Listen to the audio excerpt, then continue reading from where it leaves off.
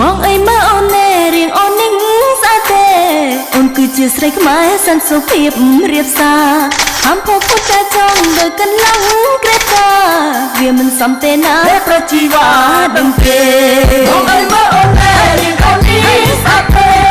អូនគឺជាស្រីខ្មែរសន្តិសុខភាពរៀបសារហាមពោពុតតែចង់ដូចកន្លងក្រេតាវាមិនសមទេណាប្រជីវ៉ាដឹងទេអីណាថាខ្លួនងៀនវិឡាស្រីមិនជឿទេណាពាក្យវិចាបងឡើយឡានមាសប្រាក់លើឆាយកុំប្រាថ្នាប្រុសអើយរឹកដូចជាត្រាំត្រើយធ្វើឲ្យឆ្ងាយភ្លាមទៅ